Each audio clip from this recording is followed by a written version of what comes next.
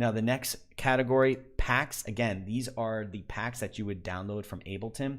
What's really cool is right here it says one available update. This lets me know that I have an available update that I could download right now, and then it will automatically install in Ableton while I'm working on Ableton. So if you're looking at your packs and you guys have downloaded the full suite and you're not seeing all these available packs, you might want to scroll down here, and if it says 0 available packs, then you've probably downloaded all of the available ones that come with the suite. If it says you have 74 available packs, then you can always go to the Ableton website right here where it says get more packs and preview the packs before you decide to download them. Personally, I went ahead because this is what you're paying for. If you buy the full suite, this is a great way to get a bunch of sounds. If you don't have sounds yet, take advantage of that, right? So you could download all of these and you could always delete them later. Earlier I mentioned, something you might want to consider is installing these on a external hard drive. That's what I recommend. That's what Ableton actually recommends. You don't have to do that, but it can save CPU, storage usage, and memory as well. Anyways, so that's where these live.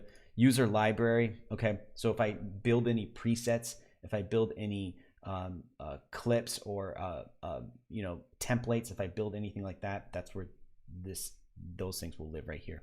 In the current project, this is where you're going to find, if I actually had a current project going, like if I actually saved this project, that's where this would live.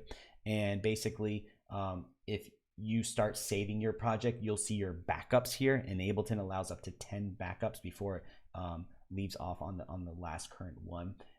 But yeah, backups here just in case, knock on wood, your session crashes, you can find your backups here. Okay. Now, anything below this that you're going to see here, these are custom folders that I've built. So for example, like if I actually wanted to build a custom folder, and this is something I teach in the Ableton class, or we teach, I should say, because we have other instructors as well. I'm not the only Ableton instructor, if you're wondering, but I can see all my available projects here, all my stems, even projects I've used in Garnish class. I can access these, and I can even preview maybe some of the packs and sounds, okay, here, which is like just a nice little area, or a nice feature that you can actually customize these folders. And by doing that, it's actually really easy to do. Right here where it says add folder, you click on add folder, and then you can redirect. Like if you download a pack, say from splice.com or sounds.com, maybe if you download basically, anyways, if you want to customize these folders, like maybe you have some of your favorite kick drums and you want them, put them in your own folder, this is where you would do it. You would create a folder, and then you redirect it and let Ableton know this is where it lives. So once you do that, like for example, let me just give you a demonstration. My drums, okay, I created these subfolders on the external hard drive where I can preview all the different, say, kick drums that I want to use, to the different snares, things like that, to different 808s or tonal hits. Okay, I even have a dedicated folder for different MIDI packs that I've been wanting to check out and maybe use in my productions. Okay, so let me just, this is a blank canvas, all right, and I just want to show you what it would look like to have a couple of tracks in here. And then I'm going to explain to you the rest of these parameters. We're going to go in a full circle here. So this is pretty much in a nutshell the entire preview area, the browser area. And if you recall, just one last thing I want to mention about this real quick is down here, this preview area is where you can actually listen to the sounds.